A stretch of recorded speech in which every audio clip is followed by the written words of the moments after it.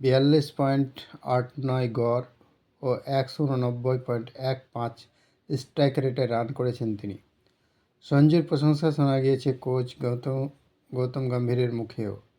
এবার সূর্য জানিয়ে দিলেন সঞ্জুই তাদের প্রথম পছন্দ। ওয়েলকাম মাই চ্যানেল, আসসালামু আলাইকুম।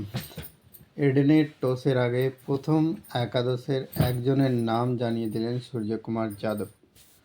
বুধবার সন্ধ্যায় ইডেন গার্ডেন্সে ইংল্যান্ডের বিরুদ্ধে প্রথম টি-20 খেলতে নামছে ভারত।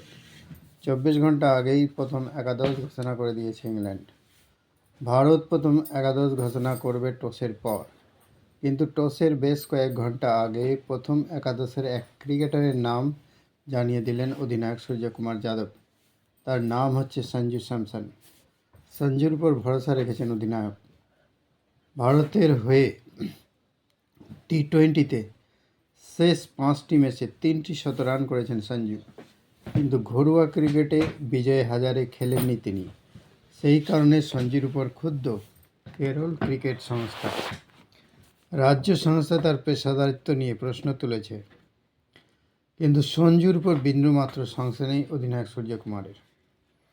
ইডেনে ইংল্যান্ডের বিরুদ্ধে ম্যাচের আগে সূর্যকুমার বলেন, এখন উইকেটরক্ষক নিয়ে কোনো প্রশ্ন নেই। শেষ 7 থেকে 10 ম্যাচে সঞ্জু যা খেলেছে তাতে ওকে নিয়ে কেউ প্রশ্ন করতে পারবে না। মাত্র ক্রিকেট খেলতে হয়, সেই দক্ষতা ওর আছে। সুযোগ কাজে লাগিয়েছে সঞ্জু, ওকে নিয়ে আমি ভীষণ খুশি। সূর্যের কথা থেকে স্পষ্ট, ধ্রুব জুরেল দলে থাকলেও প্রথম একাদশে খেলবেন সঞ্জুই।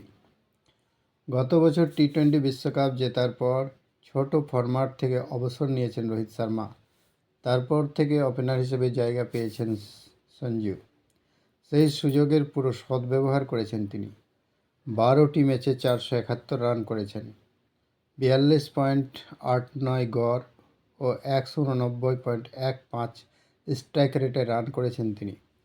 সঞ্জুর প্রশংসা শোনা গিয়েছে কোচ গৌতম গম্ভীরের মুখেও। এবার সূর্য জানিয়ে দিলেন সঞ্জুই তাদের প্রথম পছন্দ।